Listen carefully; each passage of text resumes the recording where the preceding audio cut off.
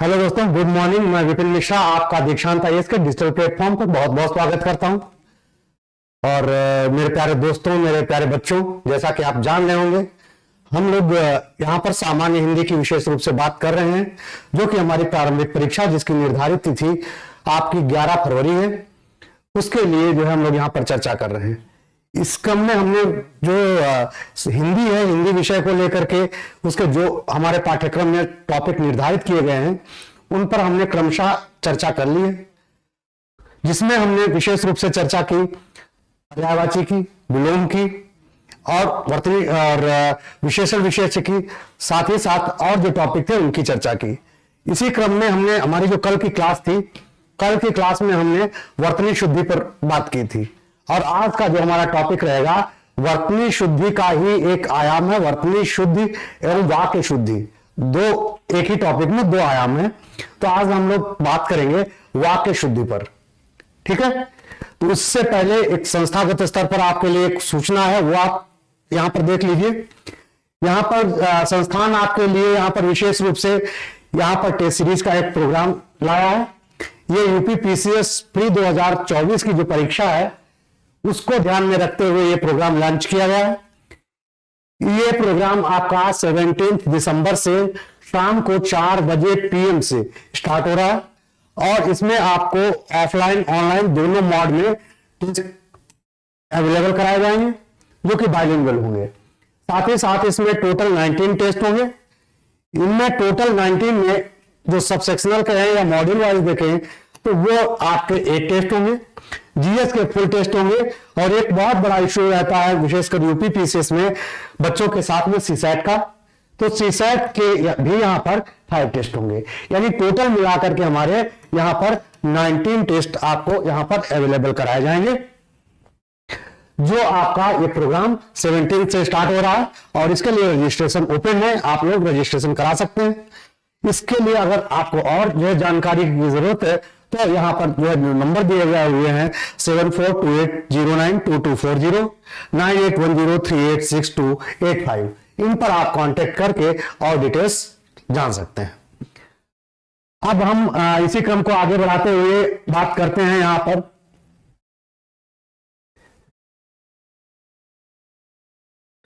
इसी क्रम को आगे बढ़ाते हुए हम बात करते हैं यहां पर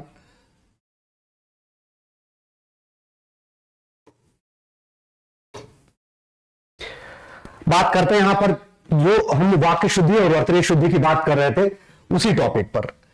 तो यहां हम देखते हैं जो हमारा टॉपिक था, जो 6वां टॉपिक है, आप जब आरओ का सिलेबस देखेंगे तो 6th टॉपिक है, वो है आपका वर्तनी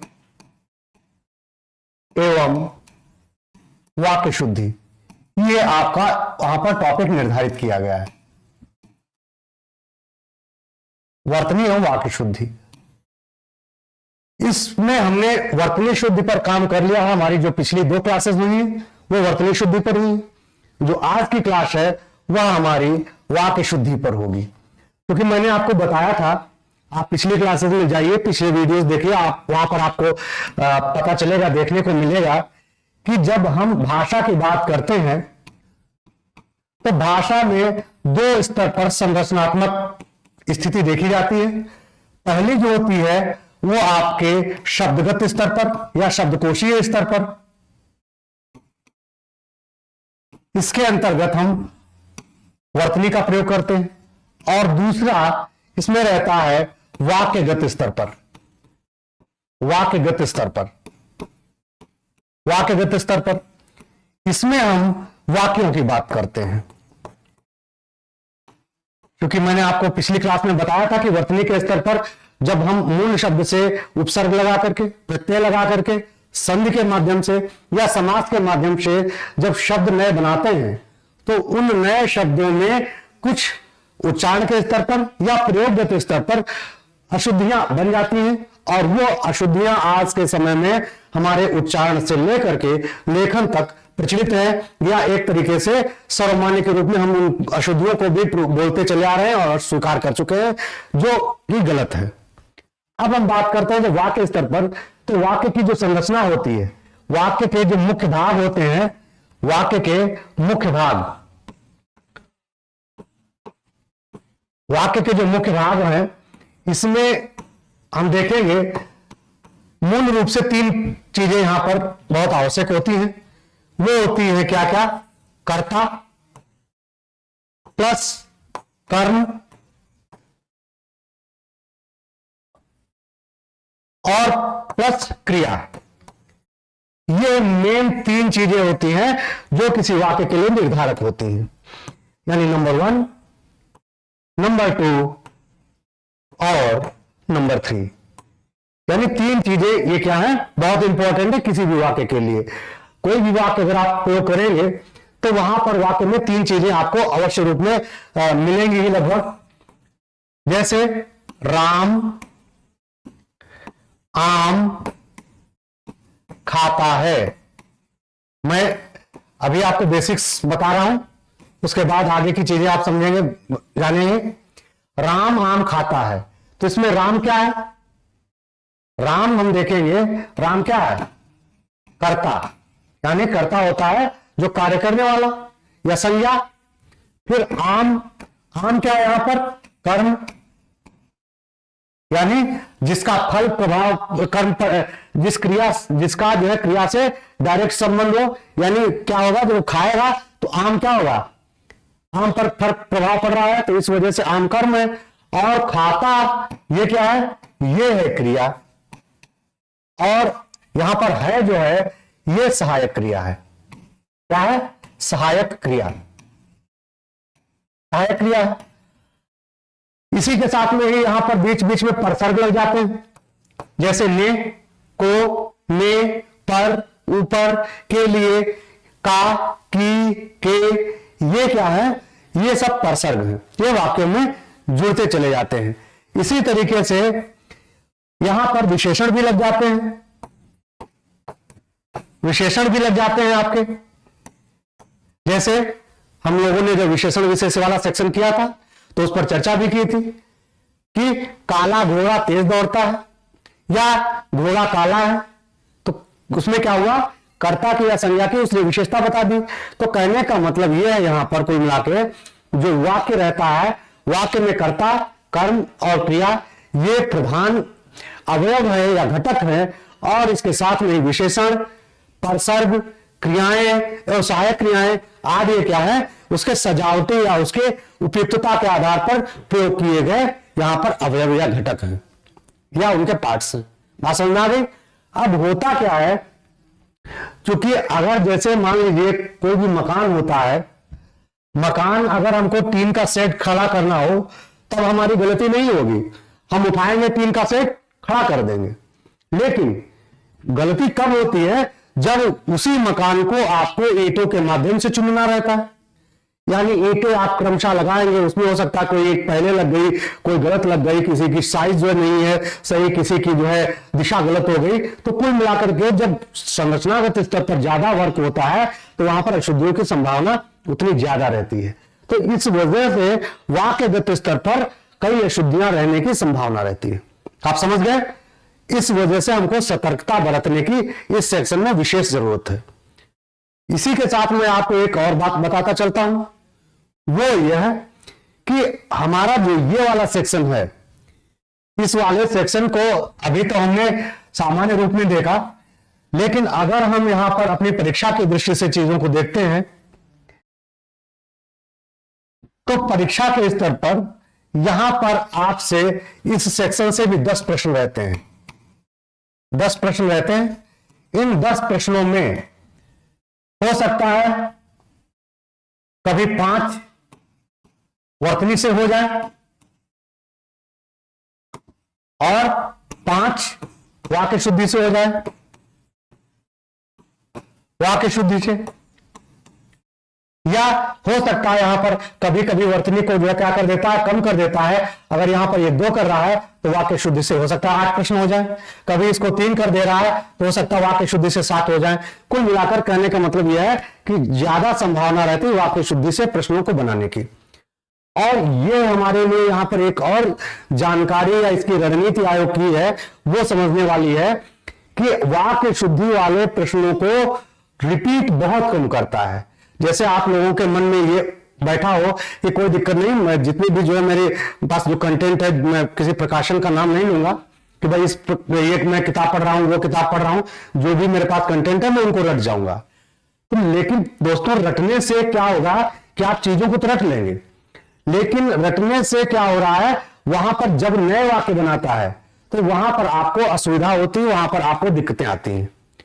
और इस सेक्शन के अंतर्गत अधिकांशतः यह देखा गया है, आप भी प्रीवियस ईयर के प्रश्न उठाएंगे, देखेंगे कि इसके अंतर्गत विशेष रूप से जो वाक्य रहते हैं वो संभावना है 70 to 80%, 70 to 80% जो क्वेश्चंस हैं वो न्यू रहते हैं। यानी अगर यहां पर 10 पूछे जा रहे हैं तो 8 प्रश्न आपके न्यू होंगे और 2 प्रश्न हो सकता है आपको कहीं से रिपीट कर दे, कोई प्रीवियस ईयर का या कोई जो है किसी दूसरी परीक्षा का प्रश्न डाल दे। तो यहां पर कहने का मतलब यह है कि जब नए प्रश्न है तो हमारे लिए चैलेंज भी नए तरीके के आएंगे। तो उन चैलेंजेस को हम सामान्य रूप से ऐसे हल कर पाएंगे नहीं कर पाएंगे। इसके लिए जो वाक्य शुद्धि के अंतर्गत बेसिक गलतियां होती हैं, मूलभूत गलतियां होती हैं, उन पर हम विशेष रूप से ध्यान देंगे या उनके आधार पर हम समझने की कोशिश करेंगे। तो यही वाक्य शुद्धि वाला सेक्शन हमारा बहुत आसान हो जाएगा। बात समझ आई? ये बेसिक चीज थी, आपको जाननी यहां पर बहुत जरूरी थी। अब हम बात करते हैं वाक्य शुद्धि के स्तर पर क्या हम अक्सर गलतियां करते हैं। वाक्य शुद्धि के स्तर पर किस प्रकार की गलतियां होती हैं, उस पर हम लोग यहां पर चर्चा करने जा रहे हैं।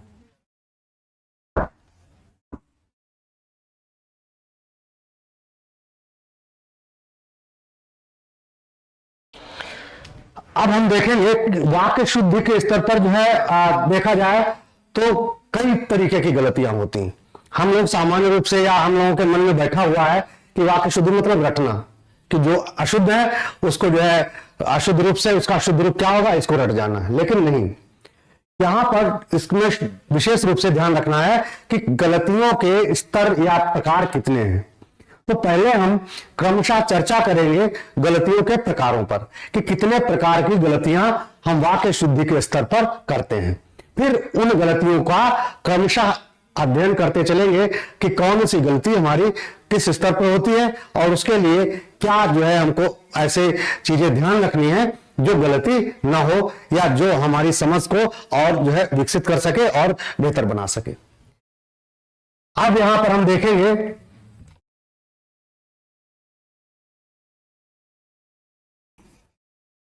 इसको, आप चाहें तो हेडिंग के रूप में डाल लीजिए, अशुद्धियों के प्रकार। अशुद्धियों के प्रकार ये आप चाहे तो हेडिंग के रूप में डाल लीजिए। और मेरी जो क्लासेस किया करिए, मैं बार बार कहता हूं आप लोग कॉपी पेन लेकर के बैठा करिए तो ज्यादा गेन करेंगे, क्योंकि जो चीजें आपको इंपॉर्टेंट इस लेक्चर में लगे उनको तुरंत आप नोट डाउन कर लिया करें। अब अशुद्धियों के हम प्रकार देखते हैं कि आखिर अशुद्धियां कितने प्रकार की होती हैं वाक्य शुद्धि के स्तर पर। तो पहले हम देखते हैं यहां पर जो अशुद्धि होती है वो संज्ञा के स्तर पर होती है। संज्ञा के स्तर पर अशुद्ध होती है। तो संज्ञा के स्तर पर अशुद्धि क्या होती है? संज्ञा में 2 तरीके की अशुद्धियां होती हैं। जो पहली अशुद्धि होती है वो होती है कि संज्ञा पदों का अनावश्यक प्रयोग। संज्ञा पदों का अनावश्यक प्रयोग पहली गलती। और दूसरी होती है संज्ञा पदों का अनुपयुक्त प्रयोग। अनुपयुक्त प्रयोग, अनुपयुक्त प्रयोग लिखते जाएंगे आप लोग। ये अनावश्यक प्रयोग और अनुपयुक्त प्रयोग, अर्थात संज्ञा के कुछ पद वाक्य में ऐसे होते हैं जिनकी आवश्यकता नहीं होती है फिर भी उनका प्रयोग किया जाता है और अशुद्ध रूप में वो हमारे सामने रखे जाते हैं। हम वहां पर चीजों को नहीं समझ पाते हैं और उसको क्या करते हैं, हम सही मानकर चलते हैं, लेकिन वो वास्तविक स्तर पर या मूलभूत स्तर पर गलत रहता है। ऐसे ही अनुपयुक्त प्रयोग, जो संज्ञा प्रयोग की जाती है वो संज्ञा क्या होती है, वो उस वाक्य के लिए शुद्ध संज्ञा रूप नहीं होता है, उसके लिए अपेक्षित संज्ञा रूप क्या है, वो दूसरा होगा जो उस वाक्य में, आपके शुद्ध वाक्य में प्रयोग नहीं किया गया होगा। तो ये क्या होगा, ये अनुपयुक्त प्रयोग होता है संज्ञा के स्तर पर। बात समझ आ गई। अब संज्ञा के बाद हम बात करते हैं सर्वनाम की।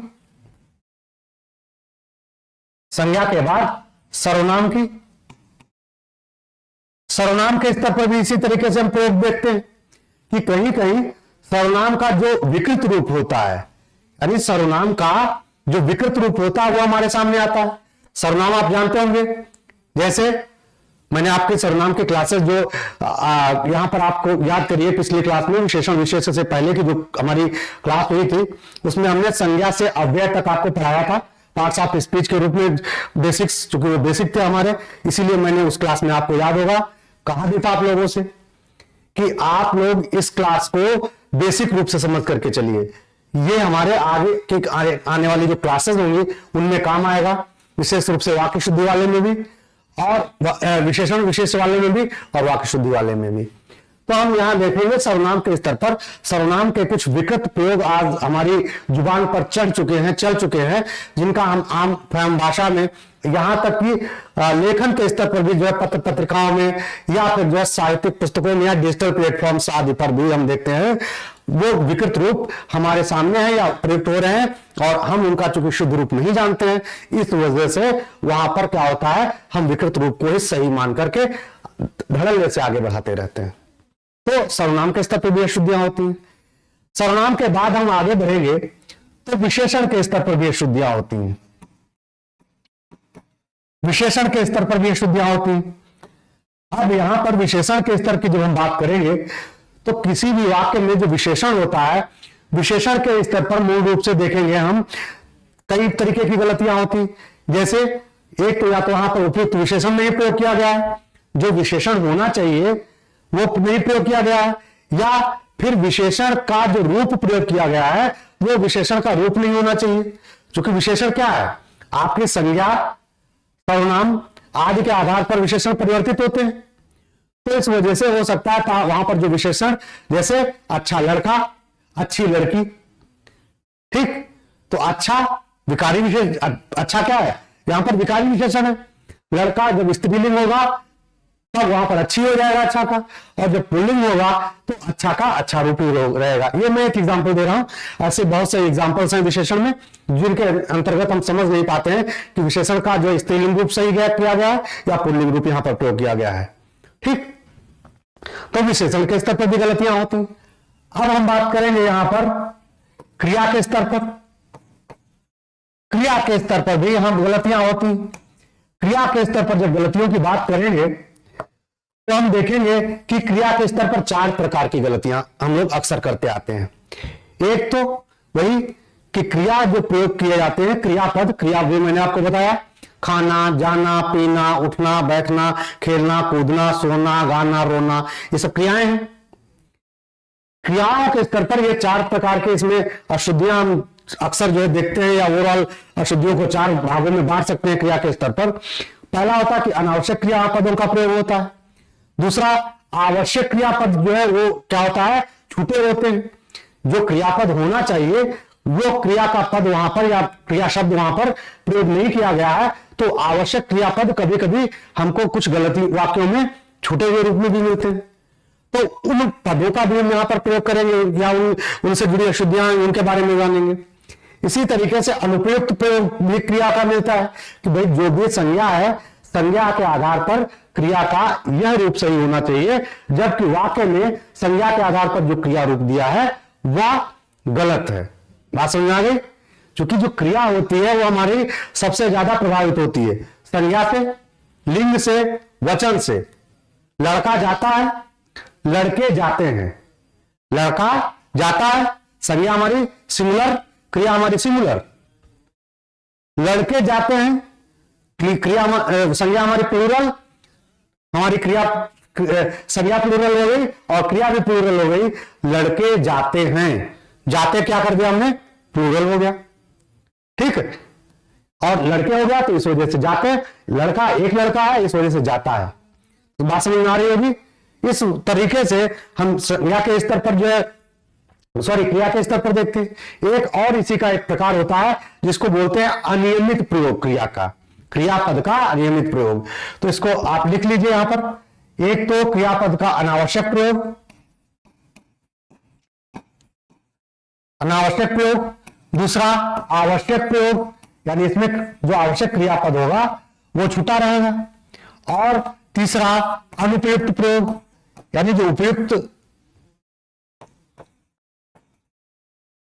उपयुक्त क्रियापद है वो नहीं होता।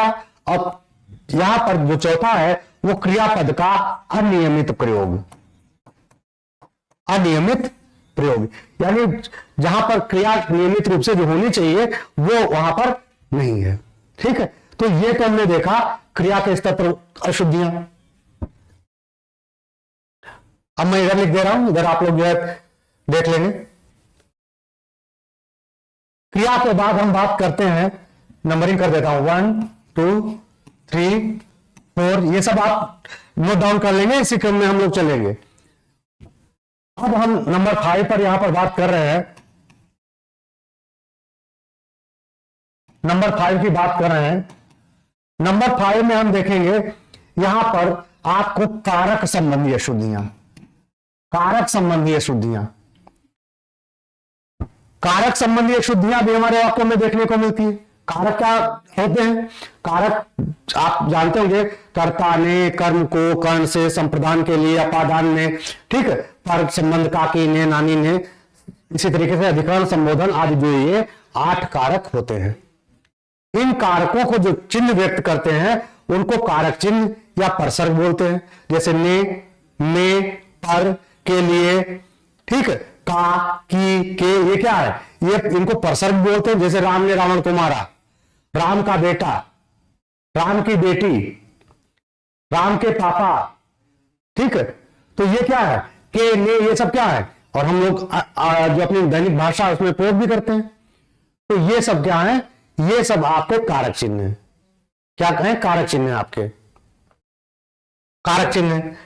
कारक चिन्ह के स्तर पर हम इसको यहां पर वही 8 भागों में बांटेंगे। बहुत इंपॉर्टेंट क्लास है आपकी कि कर्ता के स्तर पर क्या गलतियां रहती हैं, ऐसे ही कर्म के स्तर पर क्या गलतियां रहती हैं, फिर करण के स्तर पर, ठीक, उसके बाद आपके संबंध के स्तर पर, संप्रदान के स्तर पर, ठीक, और इसी तरीके से अपादान आदि संबोधन के स्तर पर।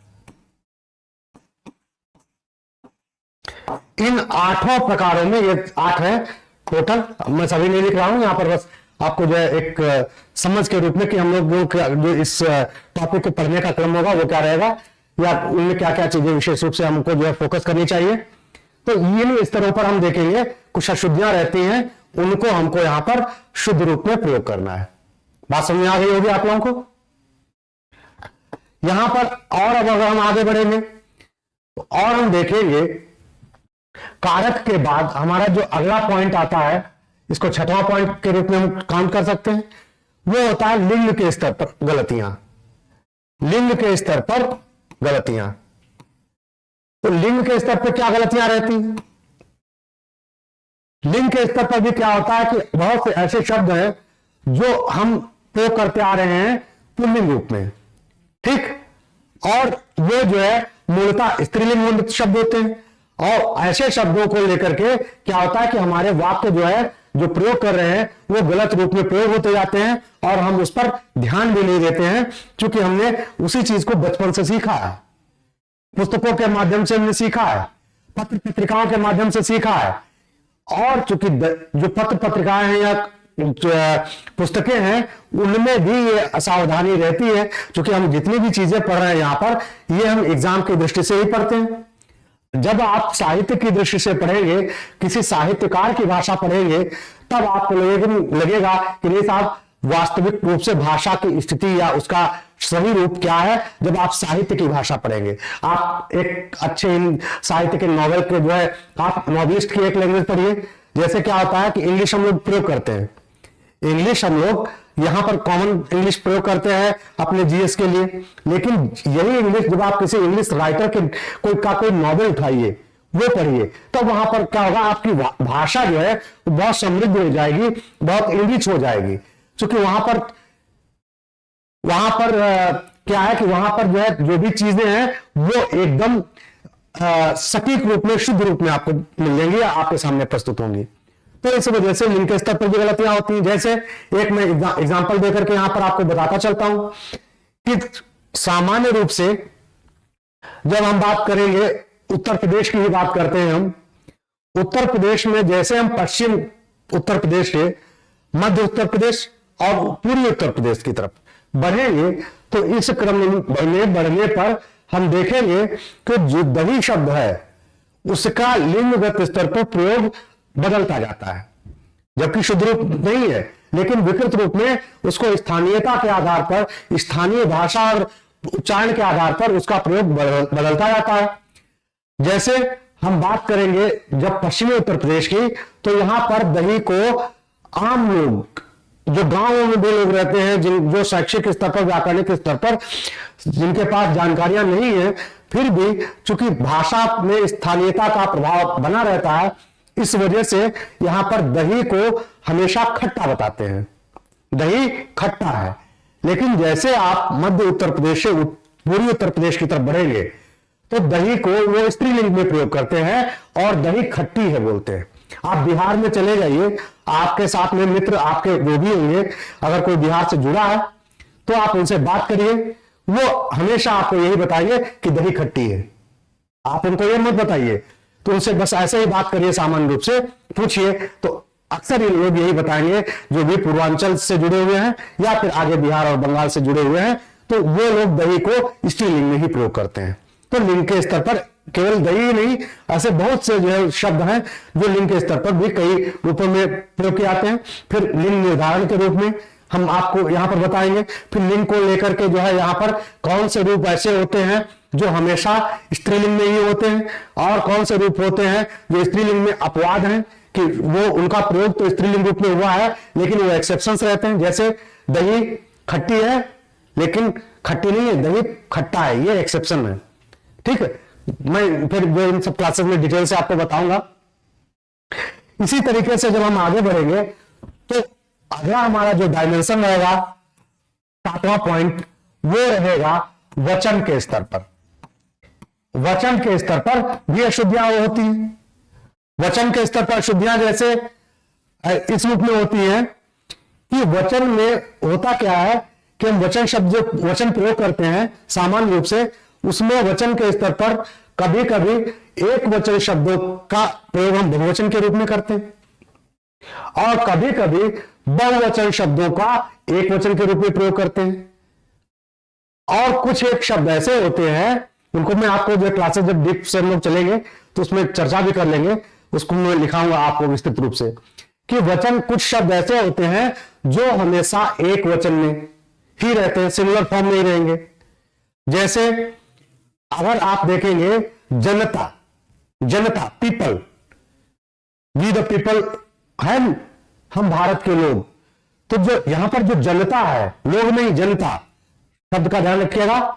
जनता जो शब्द है, जनता जनार्दन, तो जनता शब्द हमेशा सिंगुलर में ही प्रयोग होता है, उसका प्लूरल रूप नहीं होता है।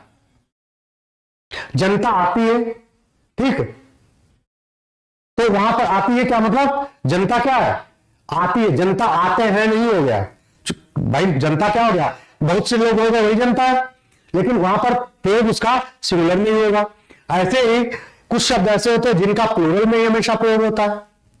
जैसे प्राण, प्राण जो है हमेशा आपका प्लूरल में ही प्रयोग होगा, वो कभी भी सिंगुलर में नहीं होगा। प्राण उड़ गया नहीं, प्राण निकल गया नहीं, प्राण निकल गए, प्राण उड़ गए, प्राण पखेरु उड़ गए। तो ऐसे प्रयोग है जो कुछ एक्सेप्शंस हैं, उनके बारे में भी हम विशेष रूप से चर्चा करेंगे। और हमारे आरओ की परीक्षा में ऐसे जो वाक्य है वो लगभग हर परीक्षा में आते भी हैं। वचन के स्तर पर क्या अशुद्धियां होती हैं, ये परीक्षाओं में आते भी हैं। इसी तरीके से हमारा जो अगला टॉपिक होगा, आठवां टॉपिक होगा, उसमें हम बात करेंगे पदक्रम संबंधी अशुद्धियों की। क्या बात करेंगे कि पदक्रम के स्तर पर क्या क्या अशुद्धियां होती हैं।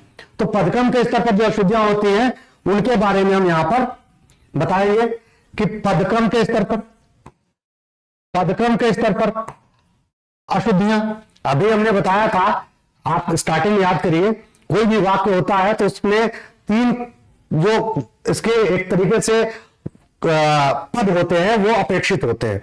पहले संज्ञा का प्रयोग, फिर कर्म का प्रयोग, फिर लास्ट में क्रिया का प्रयोग।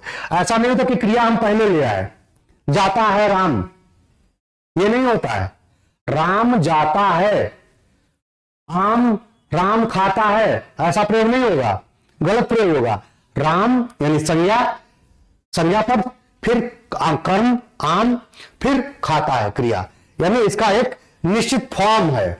और उस फॉर्म में गलत रूप में हमको कभी कभी वाक्य मिल जाते हैं जो हमारे एक तरीके से वाक्य अशुद्धि के अंतर्गत आते हैं। हम कभी कभी होता है कि क्रिया रूप पहले प्रयोग कर देते हैं, कभी कभी जो होता है कर्म को जो हम पहले प्रयोग कर देते हैं, और ऐसे वाक्य आप समझ भी नहीं पाएंगे। जो परीक्षा में पूछा जाएगा उन वाक्यों को आप आसानी से नहीं समझ पाएंगे। उसमें लगेगा आप पहला वाक्य पढ़ेंगे, लगेगा यार ये तो सही कह रहा है, फिर आप अगले वाक्य की तरफ बढ़ेंगे, अगले वाक्य की तरफ बढ़ेंगे, फिर वहां भी लगेगा अरे यार ये भी तो सही कह रहा है, फिर तीसरे की तरफ बढ़ेंगे, तीसरा विकल्प भी आपको सही लगेगा, फिर चौथे विकल्प की तरफ बढ़ेंगे, वो भी लगेगा कि साहब अरे ये भी सही है यार, इसका मतलब क्वेश्चन ही गलत है। लेकिन ऐसा नहीं है, क्योंकि वहां किसी न किसी स्तर पर गलती है, आप चूंकि उतनी समझ नहीं है, इस वजह से आप उसको आइडेंटिफाई गलती को नहीं कर पा रहे हैं।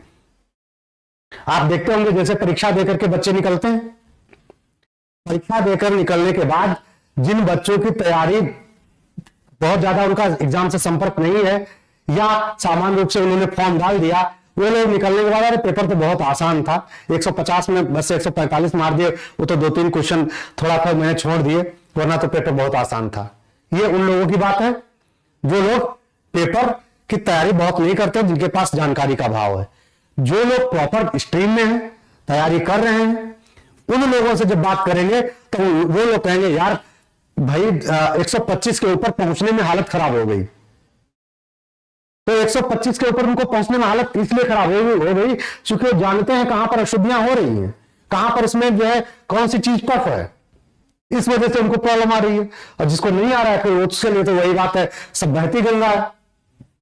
तो इस वजह से पदक्रम के स्तर पर भी कुछ अशुद्धियां होती हैं, उन पर भी हम विशेष रूप से यहां पर चर्चा करेंगे। अगला जो इसी का डायमेंशन है वो हमारा होगा अधिक पदत्व संबंधी, अधिक पदत्व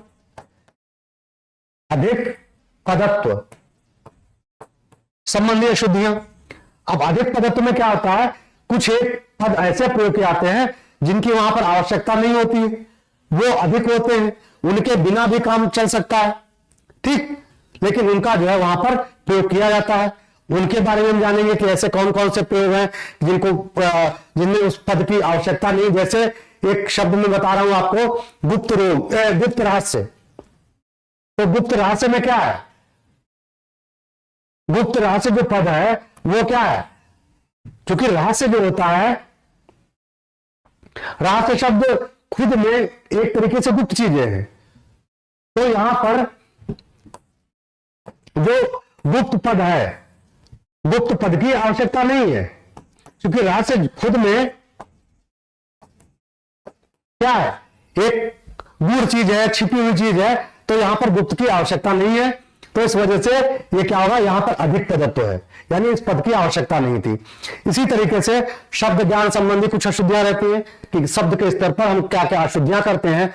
तो कुल मिलाकर के हम देखेंगे यहां पर कई स्तर पर वाक्यों में अशुद्धियां रहती हैं, और उनको हम क्रमशः जो हमारी क्लासेस ये वाक्य शुद्धि वाली चल रही है उन पर चर्चा करेंगे, और उसके कुछ एक एग्जाम्पल, 2-3 एग्जाम्पल मैं साथ में आपको बताता चलूंगा, जिससे सटीकता से आपके माइंड में वो चीजें बैठ जाएं। क्योंकि मैं बार बार अपनी क्लासेस में यही कहता हूं, ऐसे मैं बोल दूं कि भाई कुछ नहीं, प्रीवियस ईयर क्वेश्चन उठा के लाऊं या कुछ और प्रश्न जो है ले लूं और आपको मैं बता दूं कि साहब इसकी प्रैक्टिस कर लीजिए, आपका हो गया। लेकिन वो आपके लिए एक बैसाखी होगी, वो आपके अपने पैरों पे खड़े होने की ताकत नहीं देगा। उसमें आप तब लड़खड़ाएंगे जब आपके लिए परीक्षा हॉल में जैसे ही प्रश्न टफ हो जाएंगे, विपरीत स्थितियां होंगी। तो इसलिए हम यहां पर व्याकरण के स्तर पर, हर एक स्तर पर कैसी अशुद्धियां होती हैं डीप से उसको जानेंगे और उन अशुद्धियों से जुड़े कुछ एक उदाहरणों को पढ़ते चलेंगे। बात समझ में आ गई? तो ये कुछ एक जो हमारी वर्तनीगत और वाक्य शुद्धि के स्तर पर जो अशुद्धियों को लेकर के हमारा एक तरीके से जो प्रयास रहेगा, इन पर काम करेंगे और विशेष रूप से इनको लेकर के हम विस्तृत विश्लेषण करेंगे।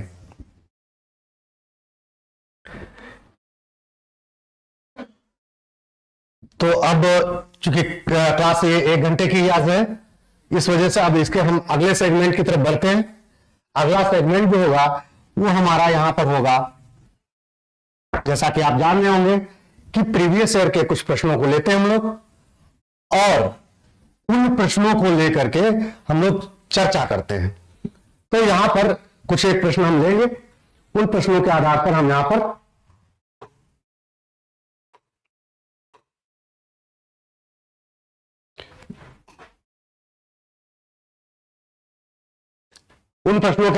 यहां पर देखेंगे कौन कौन से वाक्य शुद्धि के अंतर्गत समस्याएं हैं, कौन कौन से वाक्य ऐसे हैं जो अशुद्ध रूप में हैं और उनको आपको शुद्ध करना है। तो आप लोग जो है इसके लिए तैयार रहिए। अब यहां पर हम वाक्य लेते हैं। पहला यहां पर हमारा जो प्रश्न है,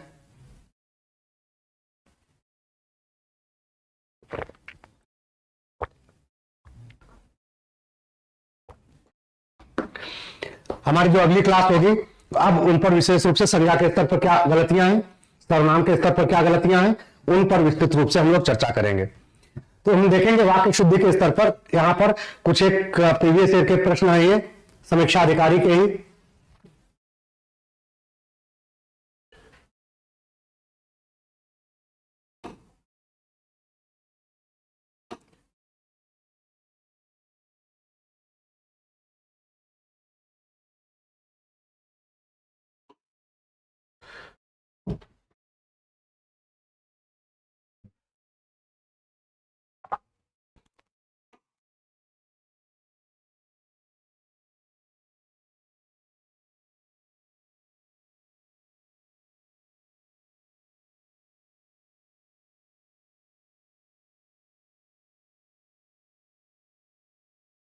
तुम्हारा पहला प्रश्न है,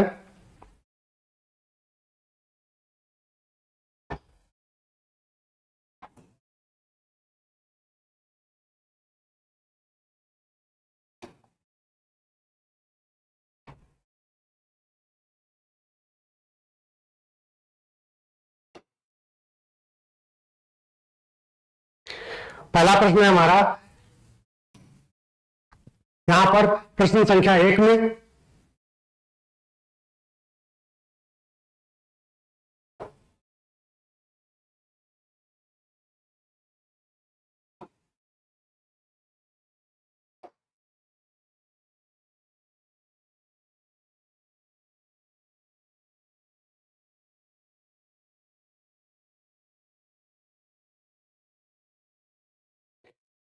कि कौन सा वाक्य शुद्ध है।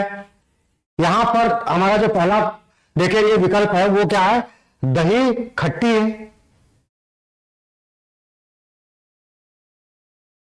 दही खट्टी है, तो यहां पर हम देखते हैं जो दही खट्टी है, यहां पर क्या है, पहला वाक्य है दही खट्टी है, विकल्प बी है दही खट्टा है और विकल्प सी है दही खटास है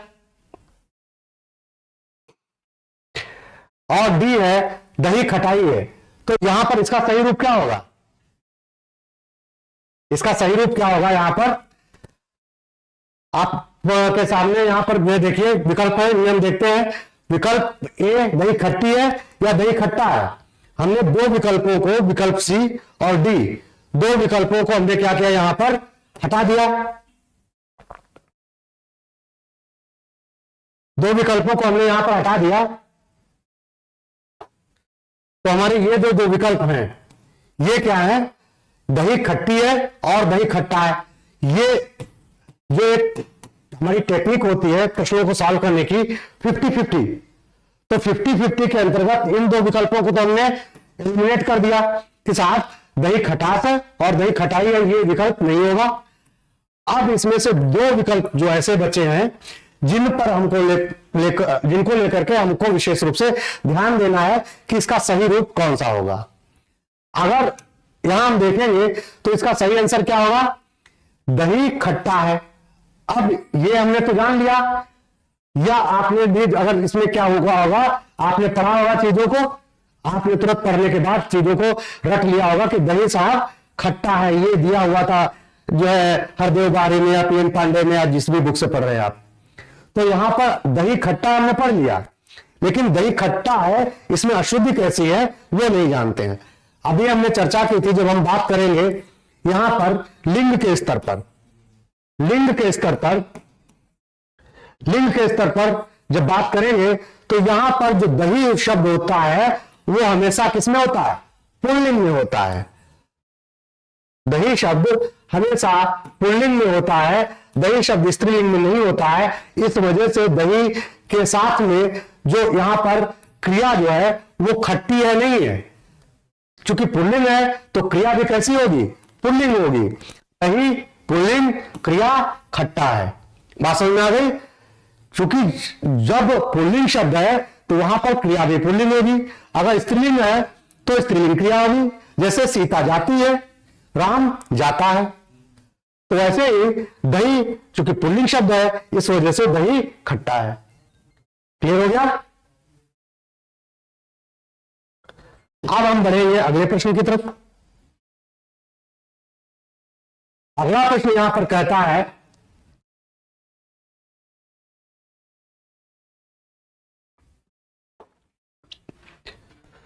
अगला प्रश्न हमारा कहता है, प्रश्न नंबर 2, कौन सा वाक्य शुद्ध है। यहां पर फिर मैं आपको बताता हूं बार बार, पापा का फार्मूला याद रखिए, यानी प्रश्न और पेन दोनों हमेशा साथ में चलने चाहिए। प्रश्न यानी प्रश्न जो हमारा होगा उसके साथ ही हमारा पेन चलना चाहिए, वर्ड बाय वर्ड मूव करना चाहिए, वरना आप ह्यूमन एरर के चक्कर में ये गलत करके आएंगे। इसमें ह्यूमन एरर के चक्कर में ये गलत करके आएंगे कि इसमें जो है क्या पूछा गया था, है पूछा गया कि नहीं पूछा गया, और पता लगा आपके 2-3 प्रश्न ऐसे ही गलत हो गए। शुद्ध पूछा गया कि अशुद्ध पूछा गया, यही आपने गलती कर दी। सही पूछा गया कि गलत पूछा गया, यही आपने गलती कर दी। तो जो भी ऐसे हमारे 12 पॉइंट्स हैं उनको हम सर्कल कर लेंगे या अंडरलाइन कर लेंगे। अब यहां पर हमारे पास वाक्य जो या विकल्प हैं वो ये है कि सुरेश को एक पाती लिखना है। विकल्प बी कह रहा है सुरेश ने एक पाती लिखनी है। विकल्प सी कह रहा है सुरेश के लिए एक पत्र लिखनी है, और विकल्प डी कह रहा है सुरेश के लिए एक पत्र लिखना है। अब इसमें सही आंसर क्या होगा, इसमें हम देखेंगे इसमें सही आंसर क्या होगा। हम विकल्पों पर जब विचार करेंगे तो हमारा जो पहला विकल्प है, पहला विकल्प क्या कह रहा है, कह रहा सुरेश को एक पाती लिखना है, एक पाती लिखना है। तो ये क्या हो गया, यहां पर गलत हो जाएगा, यहां पर ये वाक्य गलत हो जाएगा। क्यों, चूंकि पाती जो है एक तो जो है पत्र के रूप में होना चाहिए, पाती नहीं होगी, और दूसरी बात जब पाती लग जाएगा तो यहां पर लिखनी हो जाएगी, पाती लिखनी है, यहां पर पाती स्त्रीलिंग होगा, इस वजह से लिखनी क्रिया प्रयोग हो जाएगी। अगला वाक्य सुरेश ने एक पाती लिखनी है, ठीक है। तो यहां पर हम देखेंगे जो हमने बात की थी प्रसर्गों की, प्रसर्ग के स्तर पर अशुद्धि है। क्योंकि सुरेश ने एक पाती लिखनी है ऐसा वाक्य गलत होता है, सुरेश ने नहीं है। आपको जब मैं कारक चिन्ह पढ़ाऊंगा तो उसमें हमेशा कर्ता के साथ में क्या होता है, कर्ता को कर्म ने, सॉरी कर्ता ने कर्म को, तो सुरेश को लिखनी है ना, सुरेश को एक पाती लिखनी है, तो सुरेश ने नहीं होगा, सुरेश को होगा, ठीक है, ठीक है। सुरेश ने एक पाती लिखनी है, यह वाक्य भी हमारा गलत होगा। अब यहां पर क्या है अगला, सुरेश के लिए एक पत्र लिखनी है। अब यहां पर पत्र आ गया तो यहां पर लिखनी क्रिया नहीं होगा, पत्र लिखना होगा हमेशा, क्योंकि पत्र है, पत्र क्या है, पत्र पुल्लिंग शब्द है, यहां पर क्रिया लिखनी नहीं होगी, क्योंकि जो क्रिया होती है हमारी इसके आधार पर भी निर्धारित होती है, किसके, संज्ञा के आधार पर, कर्ता के आधार पर, और हमारे कर्म के आधार पर भी क्रिया निर्धारित होती है। जैसे किताब पढ़नी है, किताब पढ़नी है, किताब क्या है, पुस्तक क्या है, स्त्रीलिंग शब्द है, इस वजह से वहां पर क्रिया कैसी हो गई, स्त्रीलिंग हो गई, पढ़नी है। ठीक है, तो यह विकल्प भी हमारा गलत है। फिर अंतिम विकल्प जो है हमारा सुरेश के लिए, सुरेश के लिए तो जब हम कारक चिन्ह पढ़ेंगे तो हम पढ़ेंगे कर्ता ने कर्म को कर्ण से संप्रदान के लिए।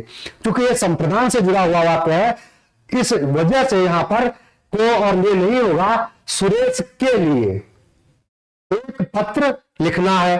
पत्र यहां पर कर्म है तो इस वजह से, और ये पुल्लिंग में है तो इस वजह से जो क्रिया हो जाएगी वो कैसी होगी, पुल्लिंग में ही क्रिया होगी। क्रिया कैसी होगी, वो पुल्लिंग में ही होगी, तो इस वजह से लिखनी ना होकर के लिखना हो जाएगा। और के लिए इस वजह से सही होगा क्योंकि यहां पर सुरेश के लिए है, ये क्या है आपका संप्रदान कारक, कर्ता ने कर्म को कर्ण से संप्रदान के लिए, संप्रदान कारक है। ठीक, तो इस वजह से इसका सही रूप कौन सा होगा, डी होगा। क्लियर हो गया। अब हम अगले वाक्य की तरफ बढ़ेंगे। अगला वाक्य कहता है, प्रश्न नंबर 3, कौन सा वाक्य शुद्ध है। यहां आपको शुद्ध वाक्य बताना है। यहां भी आपके पास 4 विकल्प हैं। पहला विकल्प जो है वो आपका है, यह आंखों से देखी घटना है। पहला विकल्प है यह आंखों से देखी घटना है। दूसरा विकल्प है यह आंखों देखी घटना है। और तीसरा विकल्प है यह आंखों द्वारा देखी गई घटना है। और जो अंतिम विकल्प है डी, वो है यह आंखों द्वारा देखी सुनी घटना है। तो इन चारों विकल्पों में सही विकल्प रूप कौन सा होगा, आप लोग बताने की कोशिश करिए कि इसका सही विकल्प रूप कौन सा है। सही विकल्प रूप कौन सा है, आप लोग बताने की कोशिश करिए। तो हम देखते हैं इसका सही विकल्प कौन सा है। इसका जो राइट आंसर है वो बी है, यह आंखों देखी घटना है। ठीक, अब हम अन्य विकल्पों पर भी यहां पर विचार करते चलते हैं, क्योंकि यह भी जानना जरूरी है कि जो गलत है तो आखिर क्यों गलत है। वो इसलिए क्योंकि यहां पर आंखों से देखी घटना, यहां पर से देखी घटना, तो यहां पर जो से कारक चिन्ह लगा है वो नहीं होगा, क्योंकि देखने का काम जो है वो आंखें करती हैं, तो आंखों से देखने की जरूरत नहीं है। हमेशा रूप क्या होता है, इसका सही रूप आंखों देखना, आंखों से देखना, ऐसा नहीं होता है। ठीक है, तो यहां पर ये जो कारक चिन्ह लगा हुआ है से, ये गलत है। यहां पर इस कारक चिन्ह का प्रयोग नहीं होगा, तो इस वजह से यहां पर क्या होगा, आंखों देखी। एक पहले डीडी न्यूज पर, बहुत पहले, अभी नहीं, मुझे लगा कि 15 साल पहले जो एक प्रोग्राम आता था आंखों देखी घटना, तो आंखों देखी घटना में वो एक प्रोग्राम ही था, उस प्रोग्राम का नाम ही था। तो वहां पर आंखों देखी घटना, आंखों से जो घटना देखी जाती है उसी को आंखों देखी बोला जाता है। ठीक है, तो आंखों देखी घटना सही है। अब यह आंखों द्वारा देखी, यहां पर से परसर का यूज किया है, वो गलत है। यहां पर द्वारा परसर का यूज किया गया है, यह भी गलत है, क्योंकि आंखों द्वारा देखना, द्वारा होता है जब किसी चीज का हम साधन के रूप में यूज करते हैं। तो आंखें हमारा कोई साधन तो है नहीं। जैसे मैं बस द्वारा जा रहा हूं या मैं बस से जा रहा हूं, तो ये क्या है, साधन के रूप में हम इनका यूज कर रहे हैं। मैं मेट्रो से जाऊंगा, मैं मेट्रो द्वारा जाऊंगा। ठीक है, तो जब द्वारा के लिए यहां पर हम कर्सर यूज कर रहे हैं, तब वहां पर हम जो भी हमारा साधन है उसको हम साधन के रूप में प्रयोग कर रहे हैं। मेट्रो से, बस से, बाईसाइकिल से, साइकिल से, बाइक द्वारा। लेकिन यहां आंखों को हम एक साधन के रूप में प्रयोग नहीं कर रहे हैं। आंखें हमारा बॉडी का पार्ट है, तो इस वजह से यहां पर न से प्रसर्ग होगा और न द्वारा प्रसर्ग होगा। यहां पर वही विकल्प सही होगा जिसमें कोई भी प्रसर्ग प्रयोग नहीं किया गया होगा। बात समझ में आ गई। व्याकरणिक चीजें हैं और बहुत मैं बेसिक चीजें बता रहा हूं, वरना आपके पास यही इसका एक विकल्प था, भाई बस ये इस वाक्य को लो और रट जाओ। लेकिन अब मुझे लग रहा है आप चीजों को समझ रहे होंगे। अब जो आगे क्लासेस होंगी उसमें और डीप से आपको चीजों को बताया जाएगा और चीजें आपकी क्लियर हो जाएंगी। अगले प्रश्न की तरफ हम लोग बढ़ते हैं। अगला प्रश्न हमारा है यहां पर, अगला प्रश्न है यहां पर प्रश्न संख्या 5। ये प्रश्न संख्या 4 वर्तनी शुद्धि से आ गया है, तो उसके लिए आप जो है वो मत करिए, आप वाक्य शुद्धि पर ही काम करिए। अभी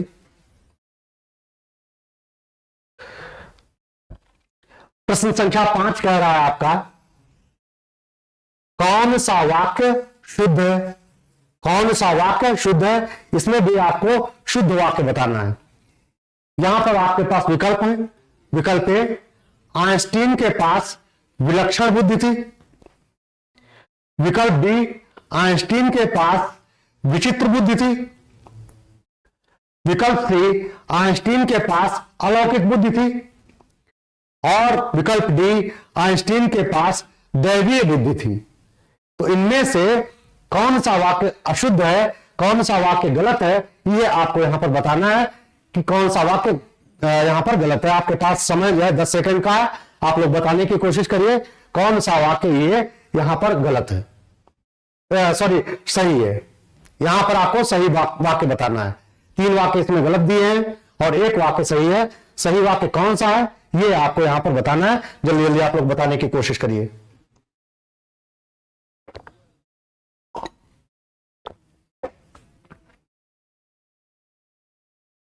तो देखते हैं, हमारे पास पहला जो हमारा विकल्प है, आइंस्टीन के पास विलक्षण बुद्धि थी। अब यहां पर अशुद्धि किस प्रकार की है, पहले अशुद्धि का प्रकार हम समझ लेंगे।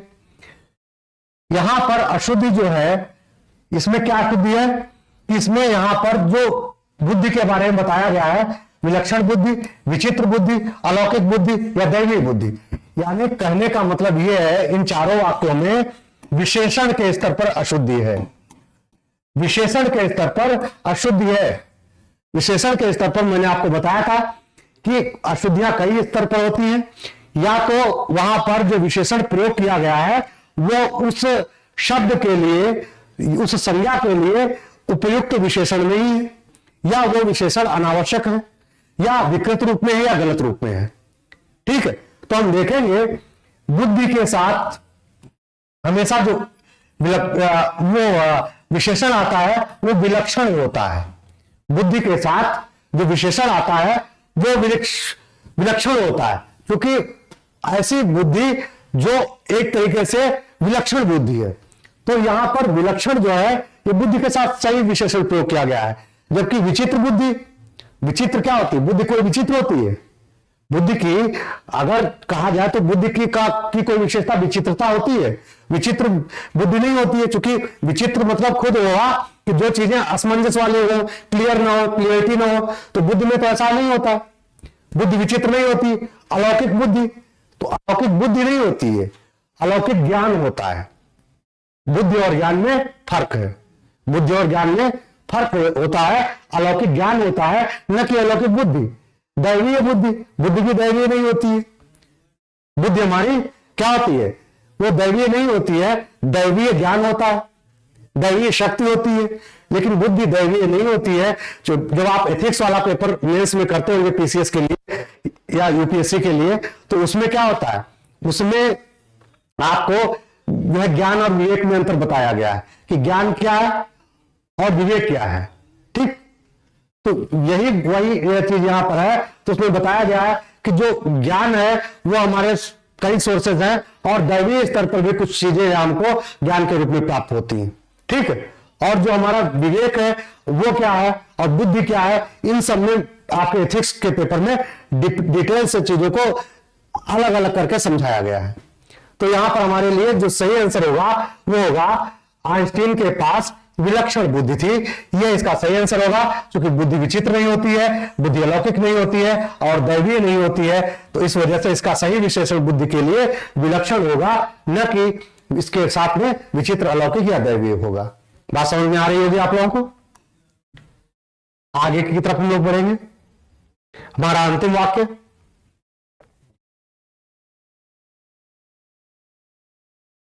प्रश्न संख्या 6 कह रहा है कि कौन सा वाक्य शुद्ध है। अब यहां पर शुद्ध वाक्य बताना है आपको, थोड़ा टफ प्रश्न है। तो हम देखेंगे यहां पर कि कौन सा वाक्य शुद्ध है।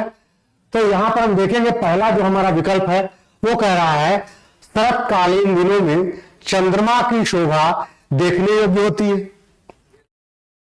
और विकल्प जो बी है वो कह रहा है शरद काल के दिनों में चंद्रमा की शोभा देखने योग्य होती है। यहां पर शरत दिया है, अंतर यह है, और इसमें शरद दिया है। फिर विकल्प सी कह रहा है शरत काल में चंद्रमा की शोभा देखने योग्य होती है। और विकल्प डी कह रहा है शरत काल के दिनों में चंद्रमा की शोभा देखने योग्य होती है। 4 विकल्प है।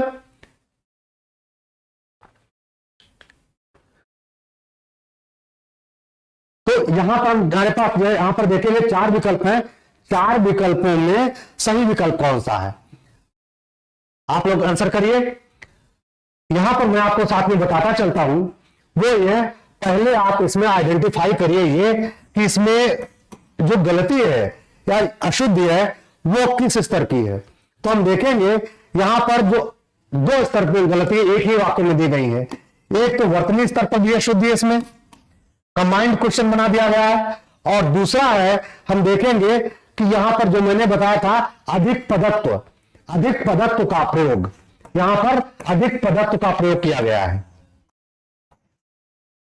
अधिक पदत्व का प्रयोग किया गया है।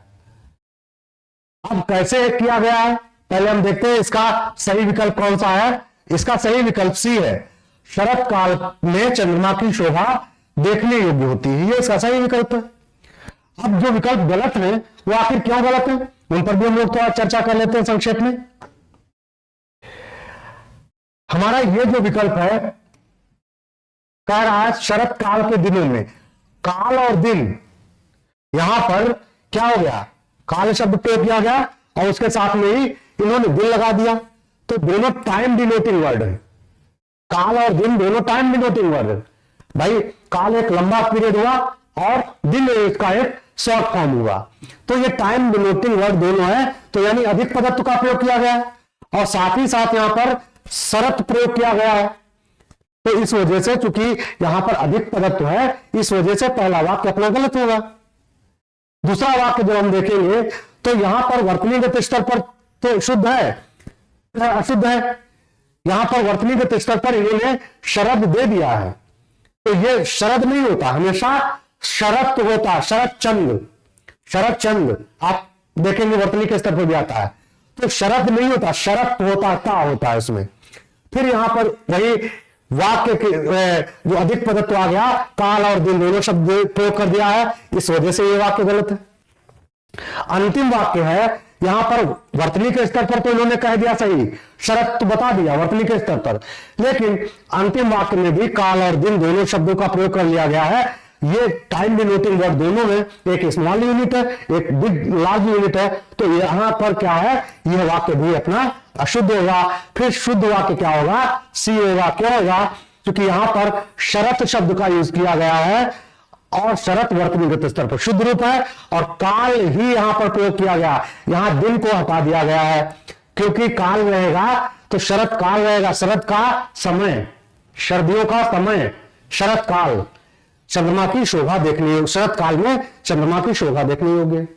तो ये जो कुछ गलतियां रहती हैं, ये आपके वर्तनीगत स्तर पर अशुद्धियां रहती हैं। इन पर हम लोग डीप से चर्चा करेंगे अगली क्लासेस में।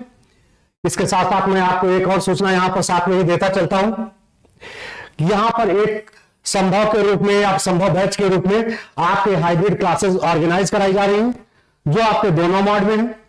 आपकी ये क्लास ऑफलाइन मोड में भी है और ऑनलाइन मोड में भी है। इसलिए आपकी 19 दिसंबर शाम को 6:30 बजे से स्टार्ट हो रही है। इसमें एडमिशन ओपन है और इस क्लास की विशेषता रहेगी कि इसमें यूपीपीसीएस का जो सिलेबस है उसके अकॉर्डिंग लगभग 2500 प्रश्नों का आपका जो है को हल कराया जाएगा और उन पर प्रैक्टिस कराई जाएगी। वो पूरा का पूरा जो यूपीपीएससी का सिलेबस है हर सेक्शन का, उसी के अकॉर्डिंग ये प्रश्न आपके रहेंगे। और इसके साथ में आपको अगर इससे जुड़ी और कोई जानकारियां लेनी है तो यहां पर आपके पास नंबर है 74202810409810386285। इन नंबर्स पर आप कांटेक्ट कर सकते हैं। तब तक के लिए धन्यवाद। मिलते हैं हम लोग अगली क्लास में। धन्यवाद।